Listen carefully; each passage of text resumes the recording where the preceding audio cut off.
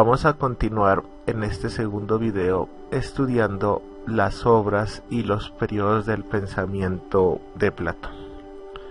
Ya hemos visto dos periodos, el periodo de juventud y el periodo de transición. Ahora vamos a detenernos un momento en el periodo de madurez, que va aproximadamente de los 41 a los 56 años de Platón. En estas obras ya encontramos el pensamiento de Platón en todo su esplendor. Si queremos decirlo así, aquí encontramos las obras que caracterizan fundamentalmente el pensamiento platónico. Aquí tenemos ya a Platón como tal. Y esto se da debido a que la influencia que Sócrates tiene en el pensamiento platónico ya es muy pequeña. Sócrates es una especie de recuerdo en la filosofía platónica. Y, por lo tanto, el pensamiento que expresa en este momento responde estrictamente a ideas desarrolladas por Platón. En su casi totalidad, las ideas expresadas aquí ya son el producto de la propia reflexión de Platón o de la reflexión que se venía dando en la academia. En este periodo, su actividad filosófica se centra fundamentalmente en la academia. Ya lo hemos visto, la academia es una escuela filosófica y es la escuela filosófica fundada por Platón, que se fundó hacia el año 388 a.C., como ya lo vimos en el video anterior, y fue fundada en los jardines de Academos. Academos, como tal, es un héroe legendario de la mitología griega, y como tal, estos jardines se encontraban fuera de los muros de Atenas. Recuerden que Atenas estaba rodeado por unos muros para protegerla de las invasiones de otros pueblos o de otras ciudades griegas como tal. En esta época, en los diálogos de madurez, aparecen sus doctrinas más representativas, la teoría de las ideas como tal, y estas ideas, para ser más entendibles, son ilustradas o son acompañadas por medio de mitos, como son el mito de la caverna, el mito del carro alado, etc. En el periodo de madurez, sus obras más importantes son 4. La primera, que es el Banquete; la segunda, que es el Fedón; la tercera, que es la República; y la cuarta, que es el Teeteto. El Banquete, como tal, es un diálogo platónico que fue compuesto hacia el año 380 aproximadamente antes de Cristo, y que habla sobre el amor. Esta obra, junto al Fedro, conformó la idea, una idea muy conocida, del amor platónico. Por lo tanto, el Banquete es un libro que va a hablar del amor, y el otro tema fundamental que va a tocar es el tema de la belleza. En el Fedón se nos va a hablar sobre la inmortalidad del alma. El Fedón, como tal, es un diálogo platónico que se ambienta en las últimas horas de la vida de Sócrates. Ahí se encuentran la mayoría de sus amigos reunidos en la cárcel de Atenas a la espera, como ya lo sabemos, de su ejecución mediante la ingesta de la cicuta.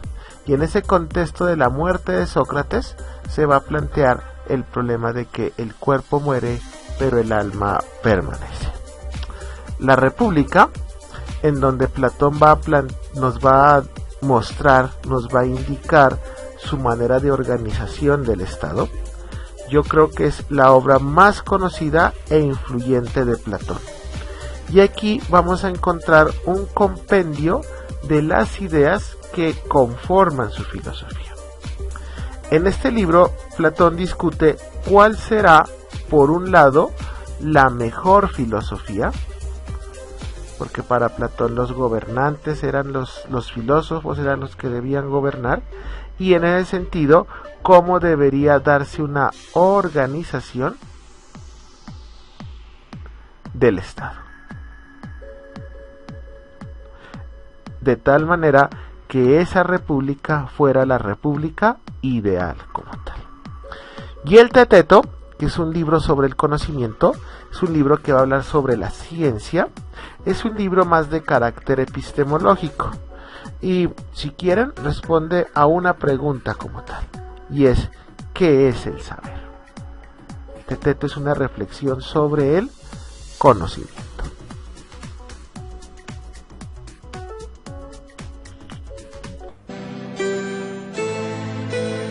Los años que van desde el 387 hasta el 367 son muy importantes en la producción intelectual de Platón. En este período escribe los llamados diálogos de madurez, el banquete, el Fedón, la República, el Fedro y algunos más. Este es el momento, decíamos, donde uno ve esta especie de formulación estándar de la teoría de las ideas, donde uno puede ver muy claramente que esta formulación está llamada a resolver no solamente problemas meramente intelectuales o problemas epistemológicos, sino que está llamada a integrar y hacer una síntesis de respuestas de lo que tiene que hacer el hombre, tanto en el plano del conocimiento, que por supuesto está contemplado, pero también en el tema ético, en el tema político, en el tema psicológico. La teoría de las ideas es una especie de centro que concita las respuestas a todos los planos en los que un hombre puede estar inserto y donde puede llegar a tener dudas que lo acusan. El último periodo, el periodo de los diálogos críticos o del periodo de la vejez, va aproximadamente entre los años 369 al 362 a.C. Platón vuelve a Siracusa con la esperanza de poder poner en práctica sus ideas sobre el Estado. Aquí ya había muerto el tirano Dionisio I, que si ustedes recuerdan se enemistó con Platón, lo condenó a muerte y luego lo vendió como esclavo. Dionisio I, el tirano de Siracusa, ya había muerto, pero él vuelve invitado para tratar de colocar en práctica sus teorías. Pero estando en Siracusa, acusan de conspirador a la persona que protegía a Platón, al protector de Platón. Y entonces acusan a Platón de cómplice. Y Platón, permanece 2 años prisionero en Siracusa, antes de poder volver a Atenas. Los diálogos de la vejez, o los diálogos críticos, se ubican entre los 56 y los 80 años de edad de Platón. Aquí Platón somete a una revisión, a un análisis crítico, a algunas de sus teorías, no todas. Somete a revisión algunas de sus teorías, aunque ello no significa que sus teorías sobre la inmortalidad del alma, sobre los 2 mundos y demás hayan sido abandonadas. Platón no abandona sus ideas, sino que las revisa críticamente. Como tal, las principales obras del periodo crítico se pueden resumir en 5. La primera, titulada Parménides, y en este diálogo Platón nos va a exponer la crítica que va a hacer a su teoría de las ideas, siendo tal vez el diálogo como tal más desafiante de Platón, porque va a reformular, a revisar su teoría fundamental, que es la teoría de las ideas. Un segundo libro que se llama Político, que va a hablar sobre los filósofos gobernantes, y en este diálogo Platón, Cornelius Castoriadis, analiza la compleja estructura de lo político y de cómo el verdadero gobernante debe ser un filósofo. Aquí revisa su teoría sobre la política como tal. Tercera teoría o tercer libro como tal, que es el Timeo, y es un libro que relata la manera como se forma el mundo material y nos narra cómo fue el origen tanto del hombre como los animales. Es un libro, por lo tanto, que nos va a hablar sobre el origen del mundo. Cuarto libro, titulado Leyes, que es un libro sobre política también, y en él expresa sus teorías acerca de la política y la organización social de un modo más realista y menos utópico que en los diálogos anteriores, producto pues de lo que le sucedió en Siracusa. Y tenemos la carta 7, que es una autobiografía, y en esta carta desarrolla parte de su doctrina política y ética. Y aquí nos va a contar historias de sus estadías en Sicilia, de su relación con Dionisio el Viejo, también con Dionisio el Joven, ambos tiranos de Siracusa. Los diálogos tardíos o de vejez, finalmente, expresan una reformulación de su filosofía. Platón advierte que las ideas no son estáticas y autosuficientes, sino que se atraviesan entre sí y remiten unas a otras. Platón comenzó ocupándose en sus primeros diálogos, muy a la manera de Sócrates, de problemas éticos concretos, y terminó alzándose en sus diálogos de vejez hasta la cuestión de la estructura misma de toda la realidad.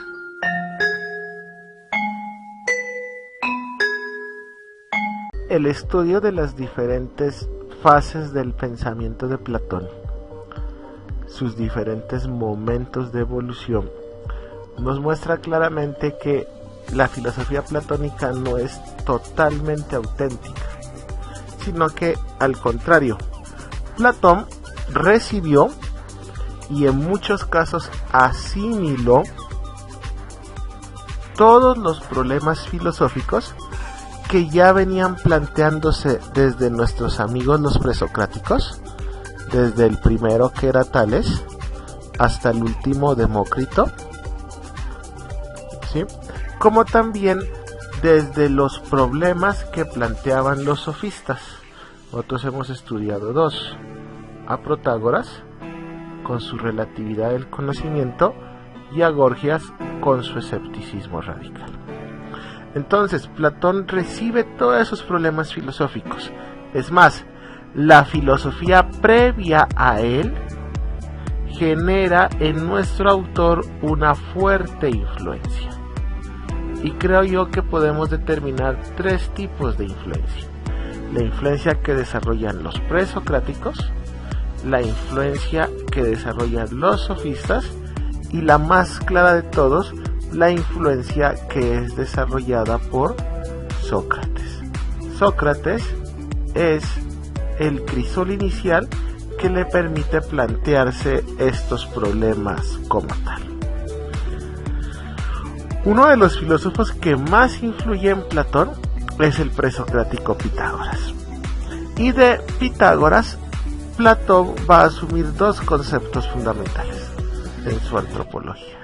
El primero es que el alma existe antes de existir el hombre, y el segundo concepto, el concepto de la inmortalidad del alma. Y para Platón, tanto como Pitágoras, el alma no quiere estar en un cuerpo. El alma permanece en un cuerpo por un simple accidente, y el cuerpo es visto como una cárcel.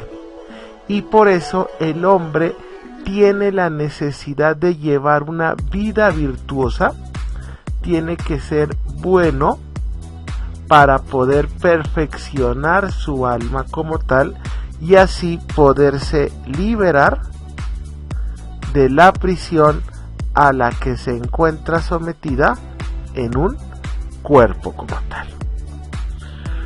Otro presocrático que influye fundamentalmente en Platón es Heráclito, bien llamado el Oscuro. De Heráclito recibió tres conceptos fundamentales que problematizan su filosofía. Todo se mueve, ¿sí? Que es el concepto del movimiento. Y si las cosas se mueven, pues obviamente están en un continuo cambio. Todo se mueve, todo cambia, nada permanece. Y como nada permanece, todo llega a su fin. Todo es caduco en sí mismo. Entonces, de Heráclito recibió los conceptos de movilidad, cambio y caducidad de las cosas que componen el mundo material, el mundo sensible, el mundo que a nosotros nos rodea, el mundo en el que nosotros habitamos. Otro filósofo que influye en Platón es Parménides. Y no solamente en Platón, ¿no? Recuerden ustedes que Parménides se constituye en la base de toda la metafísica occidental. La comprensión de la realidad como tal tiene su base en nuestro amigo Parménides como tal. Y la influencia de Parménides se evidencia fundamentalmente en aquellas teorías de Platón que hablan sobre las ideas y que hablan sobre la realidad del ser. Porque para Platón las ideas, el ser, la realidad tiene que permanecer inmutable. Y ese es el principio fundamental del pensamiento de Parménides.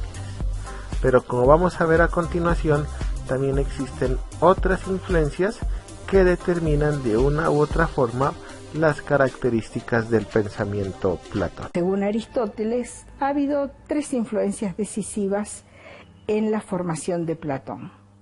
Heráclito, no en forma directa, sino a través de su discípulo Crátilo. Los pitagóricos, los discípulos de Pitágoras, y Sócrates. Aristóteles le da una especial importancia a la influencia de los pitagóricos en lo que hace a la teoría de las ideas, es decir, uno de los puntos centrales de la filosofía de Platón. Otras influencias tienen que ver con el clima intelectual en el que se desenvolvió Platón, sofistas, poetas y dramaturgos. Por un lado, como todos los griegos cultos, Platón se había educado con las obras de Homero y Hesíodo, que podía citar de memoria. Por otro lado, estaba familiarizado con los grandes autores trágicos y cómicos, y en sus propios diálogos se percibe frecuentemente esa influencia.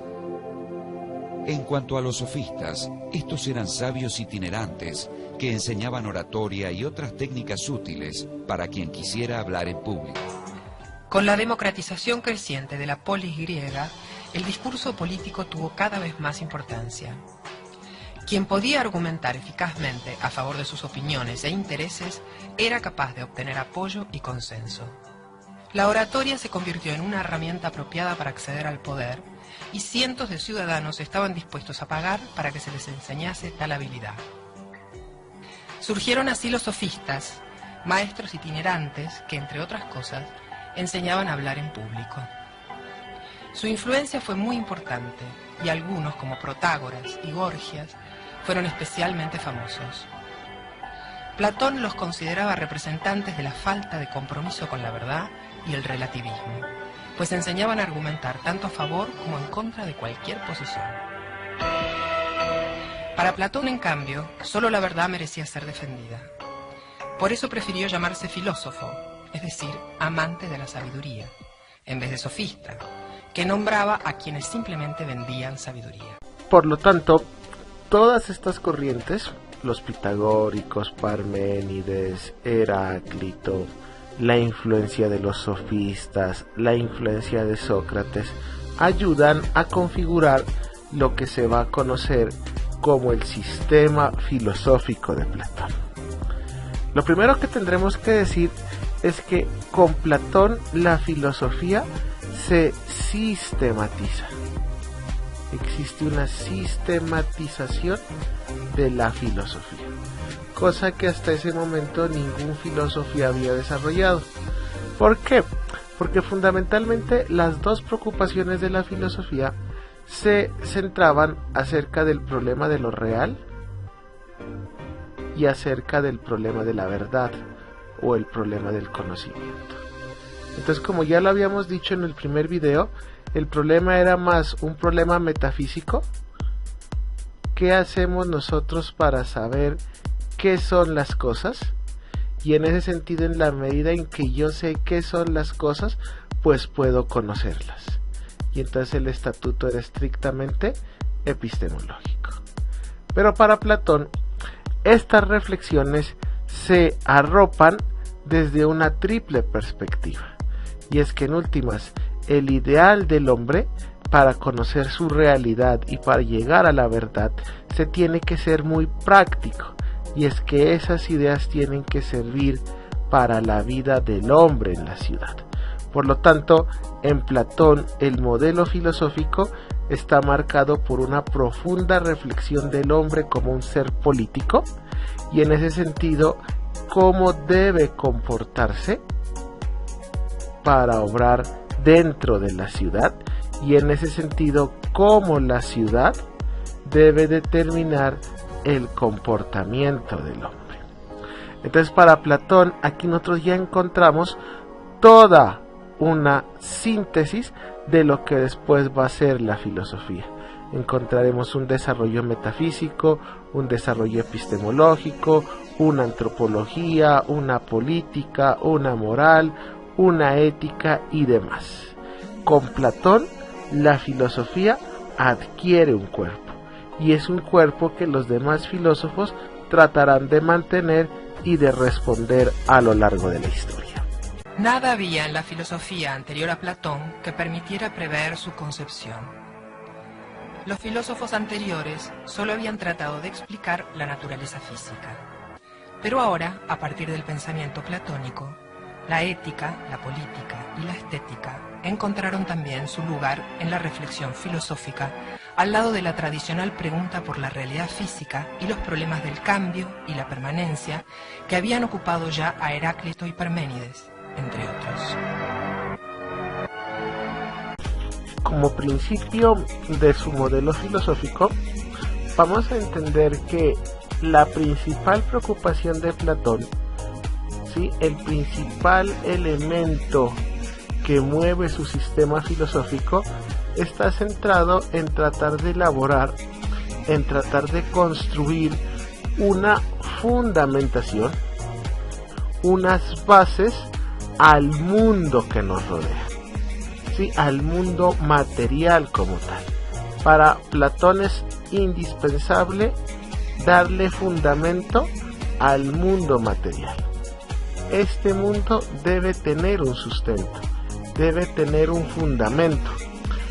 Este mundo, el mundo material, es el mundo que nosotros captamos a través de los sentidos. Y para Platón como tal, los sentidos deben ser fundamentados. Y lo que nosotros captamos a través de los sentidos debe tener un fundamento. Y ese es el elemento básico sobre el cual se articula su sistema filosófico. ¿Por qué parte de esta preocupación? Y es que para Platón el mundo material, ¿sí?, este mundo, que es el mundo material, es en esencia problemático, es un mundo problemático. ¿Por qué? Porque si nosotros lo vemos en un primer momento pareciera que fuera único, que las cosas nunca cambian, pero si lo observamos con detenimiento nos damos cuenta que este mundo es múltiple.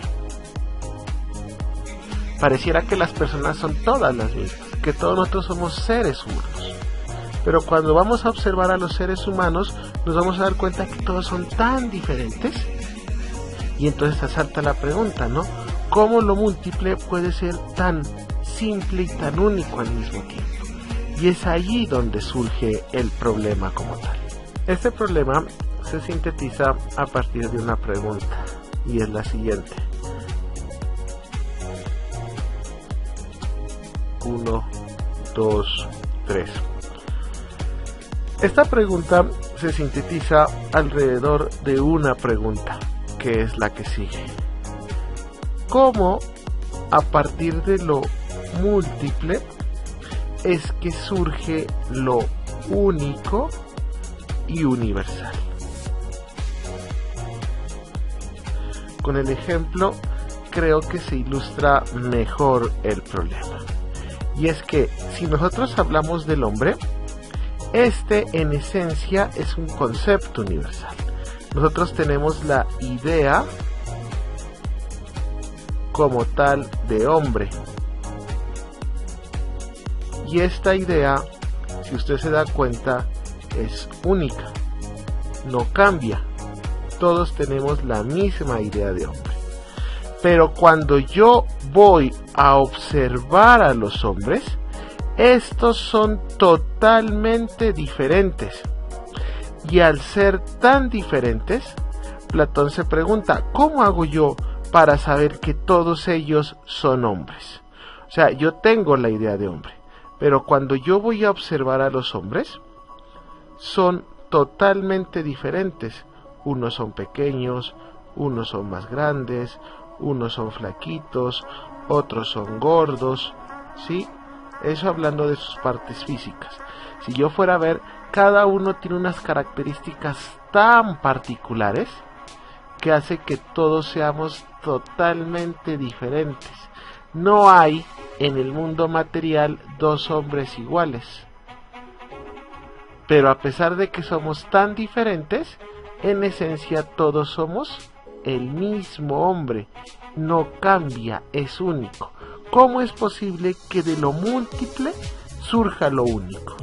¿Y cómo es posible que de lo único surja lo múltiple?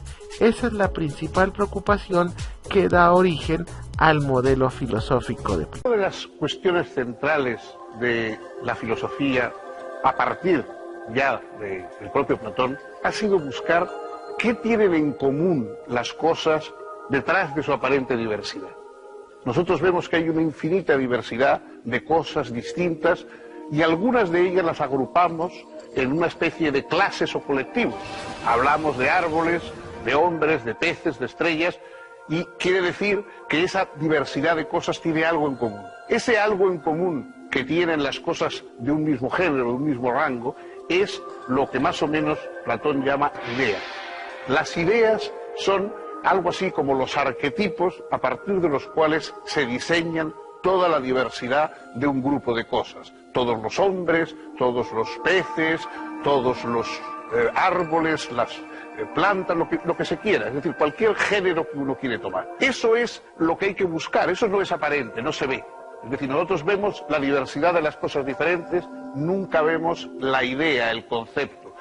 Para tratar de resolver este problema de la comprensión del mundo, Platón estuvo muy influenciado por dos perspectivas antiguas desarrolladas por los filósofos presocráticos. Y dentro de los presocráticos, sobre todo por las posturas desarrolladas tanto por Heráclito, por un lado, como la postura desarrollada por Parménides. Que cuando nosotros estudiamos los presocráticos, habíamos visto que eran posturas totalmente opuestas. Platón lo que va a hacer es intentar conciliar estas dos posturas para explicar el problema de la realidad que nos rodea.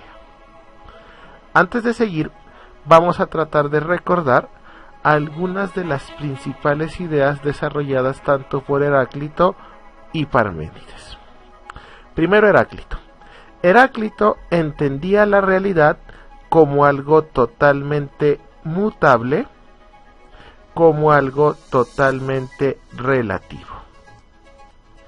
En ese sentido, Heráclito entendía que la realidad estaba sometida a un cambio constante, a un cambio permanente.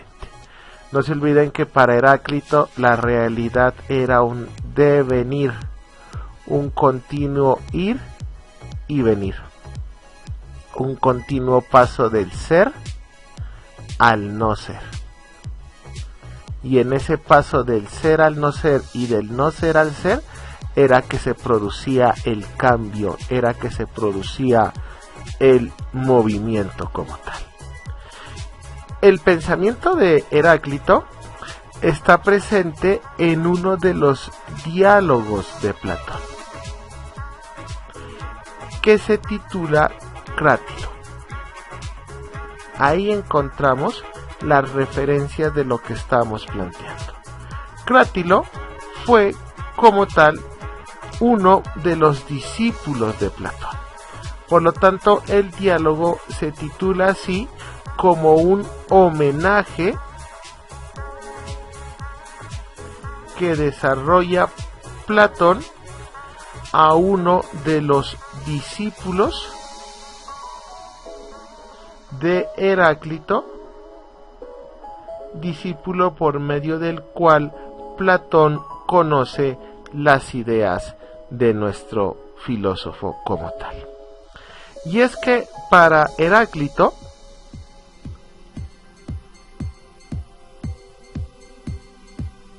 el mundo sensible está sometido constantemente, de manera ininterrumpida, está sometido tanto al cambio como al devenir. Y ese cambio y ese devenir es lo que lo lleva a afirmar que nada en el mundo permanece estático, ya que el mundo siempre está cambiando. De esta manera es como nosotros, dice Platón, podemos explicar la pluralidad de los seres. Los seres son tan diferentes debido a que el mundo cambia constantemente. Si no cambiara constantemente, los seres humanos todos seríamos iguales. Todos permaneceríamos idénticos como tal. La otra postura era desarrollada por nuestro amigo Parménides. Pero Parménides era la cara opuesta a Heráclito. Parménides creía que la razón era lo único confiable para el hombre. Y por lo tanto, la razón nos muestra que las cosas no cambian. Esta es la razón por la cual Parménides se resistía a creer en el cambio, en la transformación constante. Y tenía la idea común en ese tiempo de que las cosas como tal siempre existieron, siempre han estado ahí, y como siempre han estado ahí, nunca pueden cambiar como tal. Y es que a los filósofos de esta época siempre les preocupó el problema del cambio, de por qué las cosas cambian constantemente. Y tratan de solucionarlo imaginando un principio que permanecía eternamente, que permanecía siempre igual. Y en ese sentido era totalmente infinito y era totalmente diferente. Era totalmente diferente para cada cosa, con el poder de formar todo lo que existe. Ese principio es el que ellos denominaron arjé. El arjé era único y se convertía en lo múltiple. Es por eso que para Parménides las cosas son lo que son, no cambian, siempre son lo mismo. El mundo es una única cosa, no puede ser mutable, es totalmente inmutable porque viene de un principio fundamental. Y en esencia las cosas son lo que son. Entonces, si ustedes se dan cuenta, aquí tenemos un problema y es o las cosas permanecen constantemente o las cosas cambian constantemente. Ese es el problema que debe solucionar Platón. Pero ese problema lo vamos a ver en el siguiente video, en donde vamos a mirar la teoría de los dos mundos, que es el principio a partir del cual Platón trata de resolver o trata de sintetizar estas dos posturas totalmente excluyendo.